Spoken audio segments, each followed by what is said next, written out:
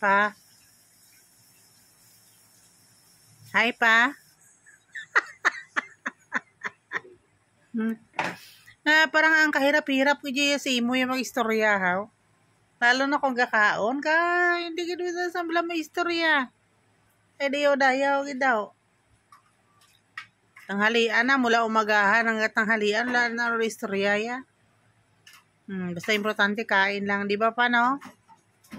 Bahala na dahil ako mamuti man o maitim, makalbo man o. Ay. Basta lang ya, kay ganun lang talaga ang life, no pa, no?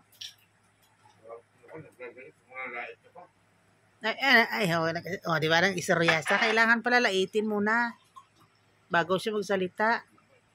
Hirap pa. Talagingging ko.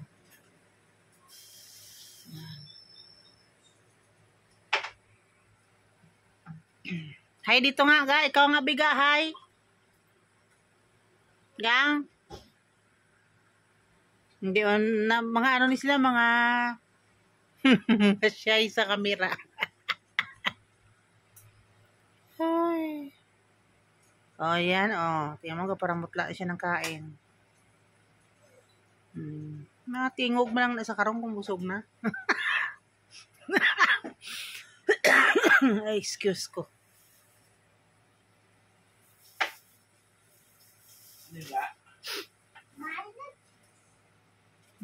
Magawa siya ng Milo juice, Papa.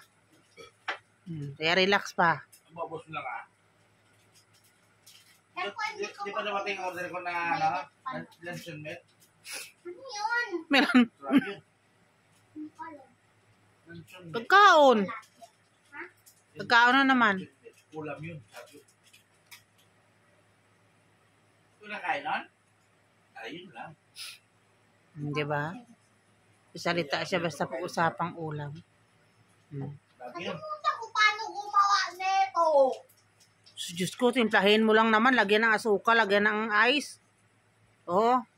That's a simple. Iinit pa talaga. Kaya nga, ayun na, maininit na doon, Hatin ko to. Wala, hindi, oy. Uber bakod ka, dalawa lang.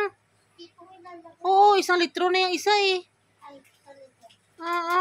Pag-i-juice mo. Sorry pa. Ito isa. Dalawa lang. Kulang yan. Nagdali mo. Uy, wag. Over na bakod na nakaroon. Pwede naman, para espiso na. Pero timplahin mo muna siya sa mainit na tubig. Sumaso lang ang tubig niya. Inuman yan. Hindi dami naman sabaw mo na. Ha? Thank you for watching, guys. Bawas ko yan.